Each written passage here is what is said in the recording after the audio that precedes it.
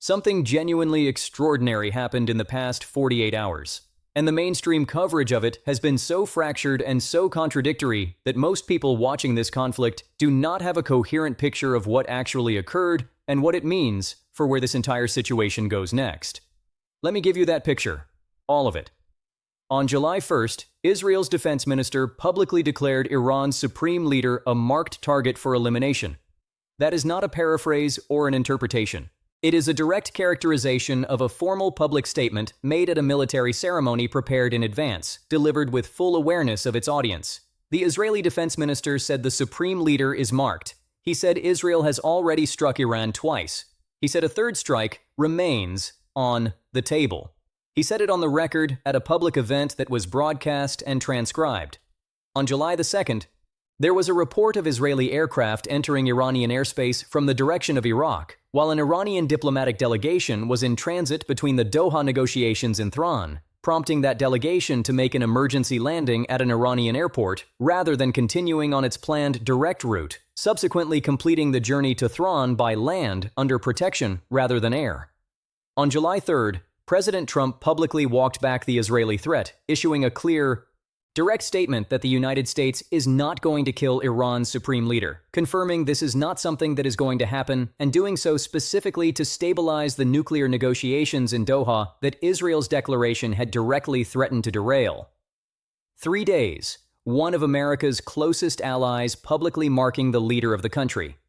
Washington is simultaneously trying to negotiate a nuclear deal with a demonstration of Israeli operational reach that made an Iranian diplomatic delegation land early and complete a diplomatic mission by road, and then the American president personally intervening to pull the threat back from the table in real time. If you want to understand the actual shape of this conflict on July 3rd, 2026, that 3-day sequence tells you more than any single military operation or any single diplomatic announcement since the Versailles Memorandum was signed 16 days ago.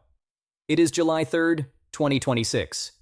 Let's build this picture completely. Let's start with what Israel's declaration actually was, because the surface reading of it as simply another escalatory threat misses the specific operational and political logic behind it. And missing that logic means missing the most important thing happening in this conflict right now. Israel's defense minister did not make a casual remark at a press conference. He made a formal public statement at a military memorial ceremony. That distinction matters enormously. Military memorial ceremonies in Israel carry specific institutional weight. Statements made there are prepared, reviewed by legal and security advisors, cleared through appropriate governmental channels, and delivered with full awareness that they will be treated as official policy rather than personal opinion. The venue was chosen, not stumbled into. The specific language used, that the supreme leader is marked, that 2 strikes have already occurred, that a third remains possible, is the vocabulary of operational designation rather than political rhetoric. In Israeli security culture, the phrase marked for elimination carries a specific meaning that extends well beyond diplomatic warning.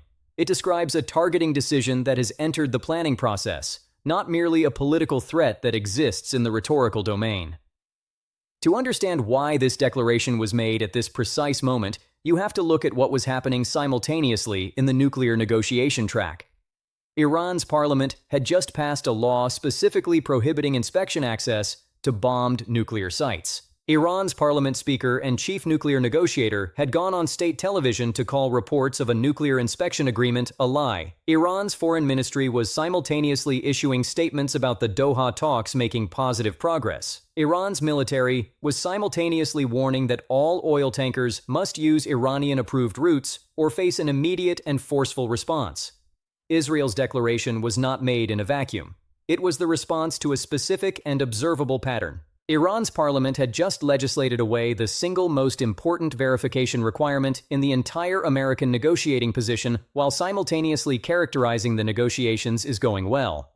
What Israel communicated delivered to all relevant audiences simultaneously was this: if the diplomatic track is being used as cover for establishing legislative and institutional facts that make nuclear verification permanently impossible, there's another track available.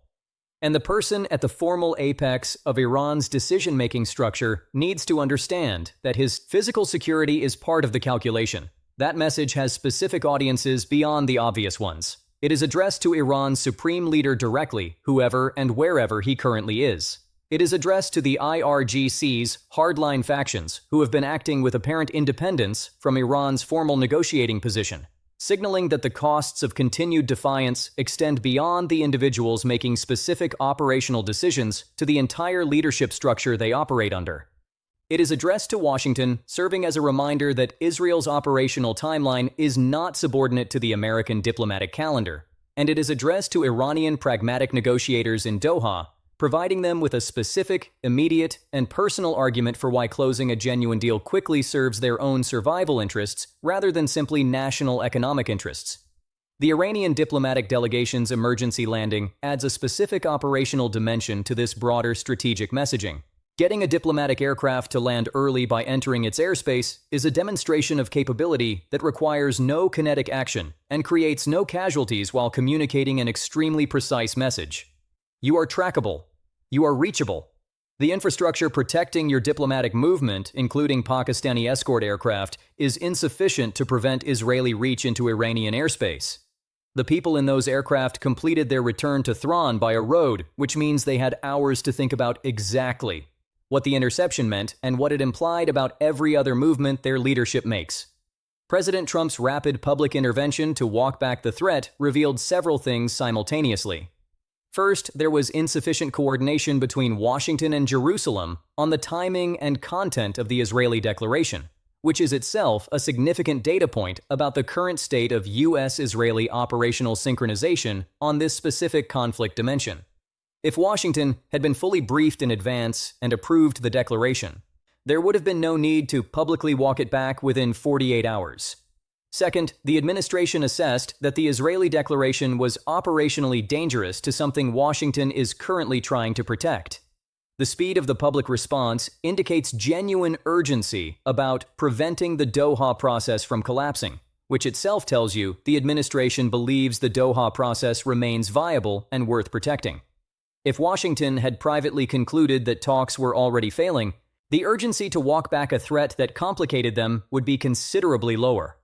Third, Trump's public statement is necessarily a statement about American intentions rather than Israeli intentions.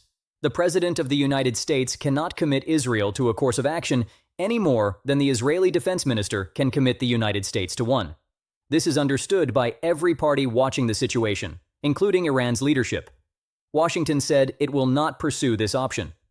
Jerusalem has said it might. Both statements remain simultaneously true.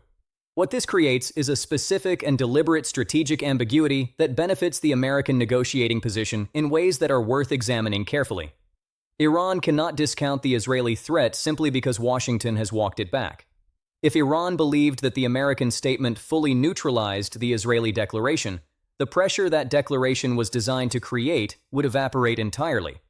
Iran has to continue operating with the awareness that Israel's operational decision is not fully subordinate to Washington's diplomatic preferences. The ambiguity itself is a negotiating tool, even if it was created through insufficient coordination rather than deliberate design. Now, let's talk about what Iran's supreme leader situation actually looks like. Because the person at the center of both Israel's threat and Washington's reassurance is himself an extraordinarily opaque figure whose actual condition and decision-making capacity remain genuinely uncertain in ways that have direct implications for whether any negotiated deal can actually be delivered by the regime that would need to implement it. The current supreme leader was elevated to his position following his father's elimination in the Operation Epic Fury strikes of February 28, 2026. He is the nominal head of the Islamic Republic. In theory, his authority supersedes the IRGC, the Revolutionary Guard command structure, the parliament, the foreign ministry, the entire governmental apparatus. In practice, the observable evidence about how he is actually functioning tells a story that is considerably more complicated and considerably more concerning from a stability standpoint than the official Iranian narrative suggests. He has not appeared on camera in over 4 months. Iranian state media has been running archival footage and imagery rather than current documentation. There have been reports suggesting AI-generated content is being used to maintain the appearance of a functioning leadership presence because authentic current footage simply does not exist in sufficient quantity to sustain the narrative. The Iranian public has not seen their supreme leader verifiably on camera since before the February strikes. American and Israeli intelligence officials have provided characterizations reported in major publications indicating the supreme leader was wounded, cut off, and initially unresponsive to communications following the February 28th strike. The director of national intelligence reportedly told congressional oversight that he was very seriously wounded and that the decision-making coherence of Iranian leadership remained unclear as a direct result. Reports drawing on multiple intelligence assessments suggested injuries to his extremities and subsequent medical complications requiring multiple surgical interventions. Iran's official position is that he experienced only a minor injury and is in perfect health, exercising full command authority. The evidence for that claim is 0 verifiable public appearances across 4 months, during which his government has been managing the most consequential military conflict in the Islamic Republic's history.